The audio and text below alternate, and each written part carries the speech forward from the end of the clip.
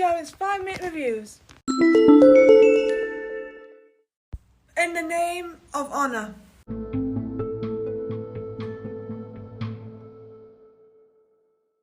The final episode of the Book of Boba Fett is probably one of the strongest finales I've seen of 2022. And I love the fact that Cad Bane and the Pikes end up attacking Mos Espa, but also using the families of Mos Espa, which is a detriment to Boba's side. But that's what makes the story interesting, because it shows that maybe Boba and Cobb are on the bit of a downer, but they have something even better. And that's what I love about the whole thing. I love how Grogu is brought into it, because there's this moment where he's dropped off by R2-D2 to see Pela and Motto, and Pela is just so happy, and Amy Sedaris just brings a lot to Pela, and this is one of her best moments, because this is what we all know her for, looking after Grogu when he needs it. And that's why I love Pela so much. And also, I love it's the one, well, she's the one that ends up bringing Grogu back to Dim. And that scene, we'll get to that in a bit.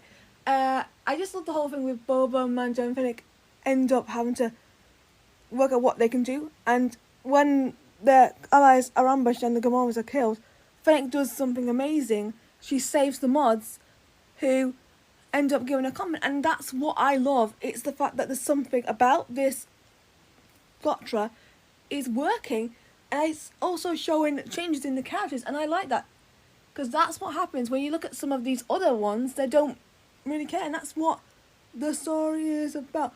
Boba and Mando trying to take down the Pikes, and then this robot thing is one of the most iconic moments, because at one point they look outnumbered until they get the reinforcements from Freetown, even though they've lost Cobb Vanth, who's just narrowly surviving his ordeal with Cad Bane.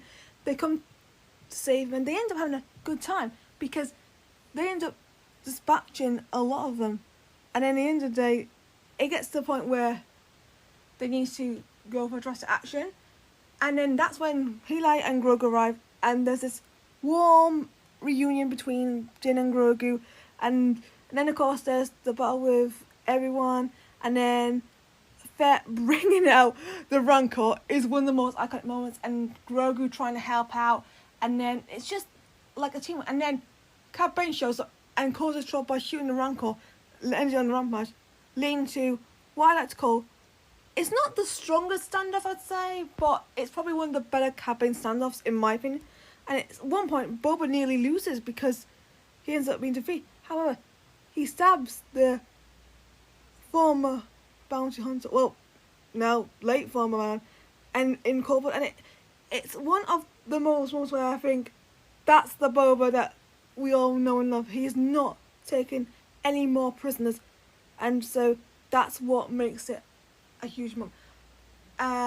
Speaking of other probably dark moments, is the Fate Shannon scene where she assassinates all the enemies, from the families of Mos Espa to the Pike Leader, and also poor Mayor Mock shares. And he had it coming when she betrayed Boba, and obviously we all know that would be coming.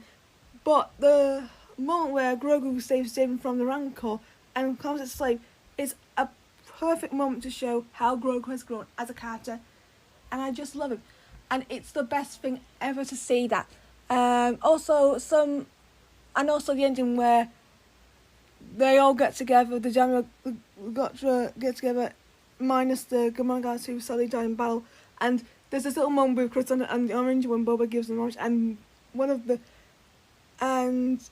mods has a bit of a problem, like, I want it, it's great.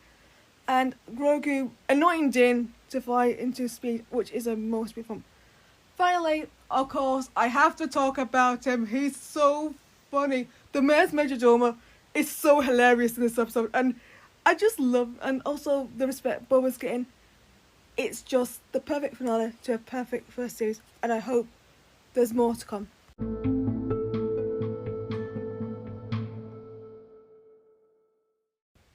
I hope you enjoyed this 5-minute review. Please subscribe to the channel and I'll see you next time. Bye!